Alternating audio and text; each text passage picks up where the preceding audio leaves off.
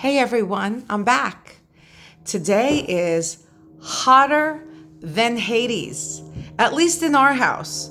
You see, our air conditioner recently just went out. We're supposed to be getting it fixed, but not today, obviously. Hence the frizzy hair and shiny skin. Anyway, today I'm here to talk about former President Trump's recent pick of J.D. Vance as his political running mate. His choice for VP. Now, honestly, I've always liked J.D. Vance.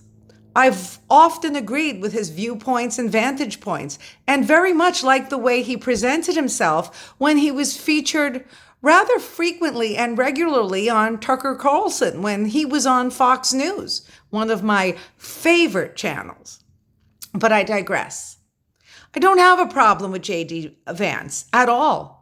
In fact, just last night, I wished I had read the book, but just last night, I made the entire family, including our 11-year-old, watch his movie, Hillbilly Elegy. Why would I do this? Well, because I want to be well versed about who the person is who's running alongside my pick for presidential candidate and my pick for 2024 in the presidential election. I want to know what he's about and why he's about what he's about. And the movie helped further explain and clarify that. And I think it is very important for our young children, of course, those who are of age of understanding, and I think 11 is pretty mature enough anyway to understand at least some of the relevant points the movie brought forth.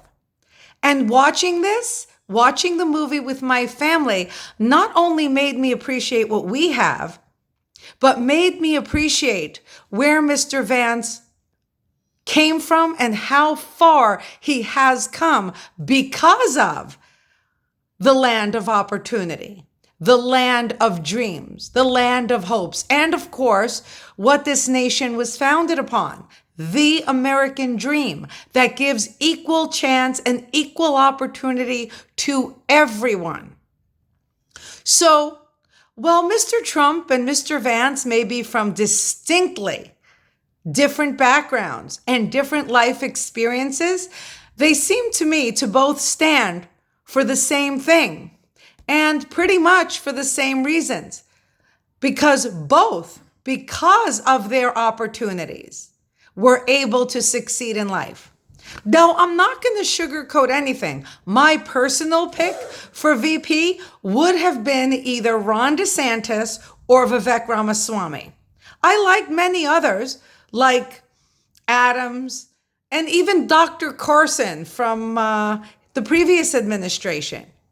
I liked a lot of people, but personally, my two favorite preferences were Ron DeSantis from Florida because he's done a killer job down there. And of course, Vivek Ramaswamy, because he is not only an accomplished, intellectual, well-spoken individual, but he's not afraid to say what he means and to mean what he says. And I think that hand in hand with Donald Trump and many of the others as cabinet members, this nation would be great. If not great again, at least great, perhaps, maybe for the first time in a very long time in history. But I once again digress. J.D. Vance is not a bad pick. In fact, he's probably a very good pick. But here's where I found myself having a slight problem or difference of opinion with Mr. Vance. I absolutely loved his story. I loved how inspiring it was for the nation, for each of us as individuals, no matter what our background, what our heritage, or the obstacles we face. It really brings to light and puts forth that each and every one of us has the opportunity to succeed if we remain determined to what we set out to accomplish. And that doesn't mean we won't run into difficulties or setbacks, but it means that we can never give up hope. His message was a message of hope and inspiration. And that is primarily why I wanted my young son to see it, to show him that even though he may face adversity academically or in his desire to do his work or projects, he must continue to strive forward and strive harder each and every day to reach his accomplishments, and to show him that he has to set his standards and his goals higher than those that were my standards or my husband's standards or the standards his grandparents had. Because with each and every generation, we have to raise the bar and not lower it. However, the problem I found with Mr. Vance is that in a statement about his mom, once elected by former President Trump as the VP candidate, was that he said that his mom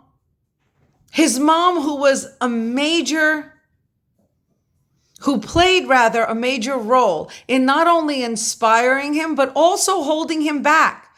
She was the impetus behind a very negative childhood experience in many ways.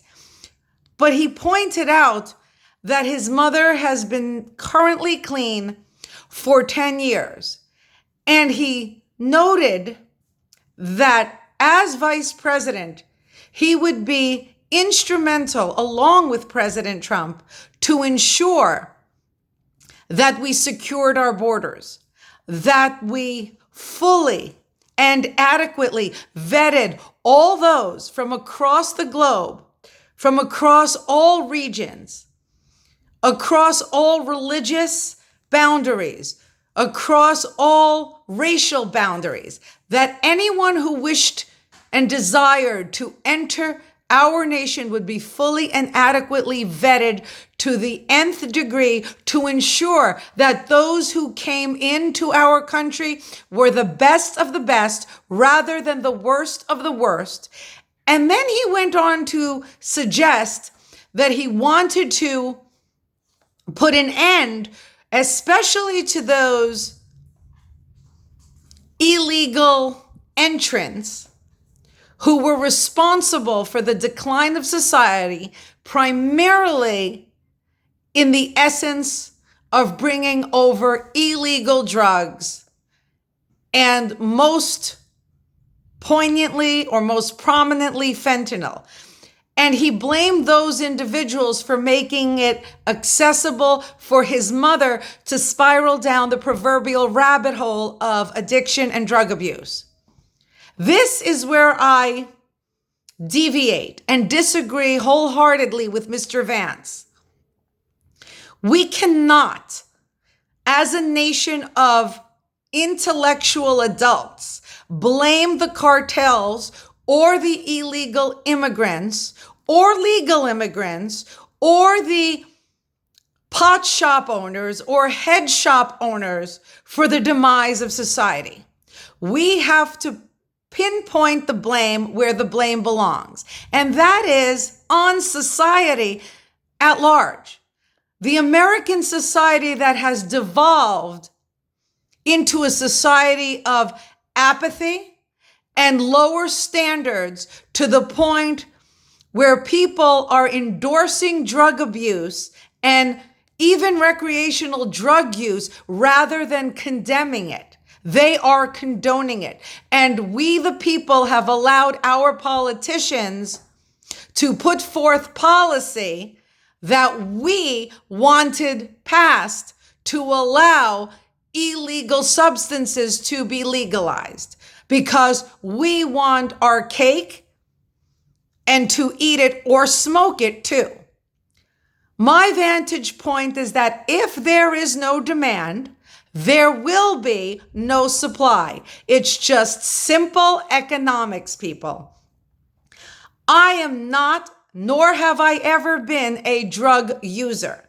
I think I may have tried weed once in my life, and it was a horrible, horrific experience, especially for those of us who are control freaks and like to be in control of our actions, our mental aptitude, and everything we say and do. But most people want to lose control. They like being out of control, and therein lies the rub. That is at the core of our current problem. It is not fentanyl's fault any more than it's the gun's fault that people are shooting others. It is not the cartel's fault any more than it's the gun dealer's fault. It is our fault. If we did not demand the drug or go seeking out the drug, we, the people, would put the drug dealers, the cartels, the gang members, the pot shops, the head shops, etc., etc., etc., out of business. There is no black market for cow dung or horse dung. No one is lining up around the corner to buy poop. Why? Because people are not demanding poop. We have allowed ourselves to devolve into an addicted society, addicted to video games, addicted to our iPhones, addicted to immediate gratification, addicted to sloppiness and slovenliness. Just look across America and we are a veritable, deplorable crap hole of hillbillies. We really are.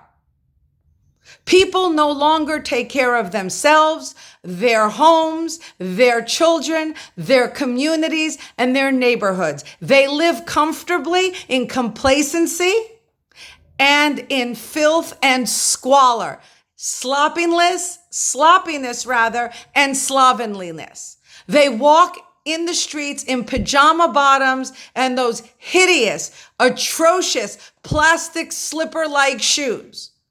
There is no longer dignity or respect for anyone's personal self, for anyone's personal appearance, home, etc. So fentanyl, Mr. Vance, is not the problem. The drug dealers, Mr. Vance, are not the problem.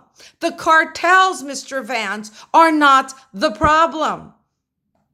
The people are the problem. The people who would rather smoke and drink and party and cavort rather than carry their lives out as responsible, respectable adults who clamor to make America great again. But America cannot be great and will not be great, not now, not ever, if the people are not great and begin to aspire to greatness. Secondly, I heard Mr. Vance denote that he concurs with President Trump regarding the abortion issue. Now, I'm not saying that there are not instances where abortion may very well be essential and necessary. If a child in the womb is deemed to perhaps have a malignancy, an incurable malignancy, that will eventually cost the child his or her life, cost the family their financial freedom, put the parents and the child through hell, then yes, I can certainly agree that in those rare instances, and let me emphasize the word rare and far in between instances, then abortion may be warranted and necessary. There are those instances, but they should be rare, very, very, very rare, and not up until the point of birth. These pregnancies with the knowledge of the child having some incurable illness or disease, that will prove ultimately detrimental to the child and to the parent should be terminated at the very inception of the pregnancy. Not 3 months in, not 5 months in, not 8 months in. At that point, the parent has made his or her choice. The parents, rather, I should more clearly say, have made their choice, and now they are responsible to deal with the consequences of the choices they made, whether it proves financially detrimental or emotionally and mentally detrimental. So I will agree that those rare and few and far and in between instances are acceptable. But abortion, in essence, is murder. You are killing another human being, regardless of how small and insignificant that human being is or presents at conception. Yeast is still part of bread, and without the yeast, you cannot bake a bread. It is because of the yeast that you can see the dough rise and form into a beautiful, savory bread. To omit the yeast would be defeating the recipe. You cannot have bread without yeast, and you cannot have a baby without a fetus. I don't believe that abortion should be left up to the states any more than we should allow states to decide whether or not murder should be legal or illegal. If an action is deemed wrong societally, such as murder, then it doesn't matter what state you herald from. Perhaps some states would approve of murder in certain situations. And maybe in certain situations, such as someone attempting to murder you or your family, an intruder in your home, could be forgiven, overseen, and accepted. But overall, murder is wrong. And so we don't leave it up to the states. We pass laws universally in every nation that outline right and wrong for the people. So there is no room for misinterpretation, misunderstanding, and or confusion. Abortion, unfortunately, whether you want to hear it or not, whether you want to accept it or not, whether you like or dislike science, the facts are the facts. And from the time of conception, that zygote, that embryo and sperm are now a child or a forming child, and therefore abortion is in fact murder. So we cannot leave it up to the states, because we all full well know that there are some states that are run by liberal, lunatic leftists who already have legalized drugs, who are destroying our youth. And as you saw in Hillbilly Elegy, even those who are no longer young, but have made poor choices in their youth, that continue to bastardize and destroy their adulthood and destroy all those around them. So you cannot leave the choice up to the state. And I staunchly and vehemently disagree with both President Trump and J.D. Vance on this particular issue. If something is an indiscretion, something is appalling, such as rape, we wouldn't leave rape up to the state. So why would we leave abortion up to the state? It is up to our heads of state, up to our leaders, up to our mentors to set the ground rules of what is acceptable and unacceptable in our respective and particular nations, and that reflect the ideology of the overwhelming majority, and moreover, the foundations, the fundamental foundations of our founding fathers on whose principles this nation was built.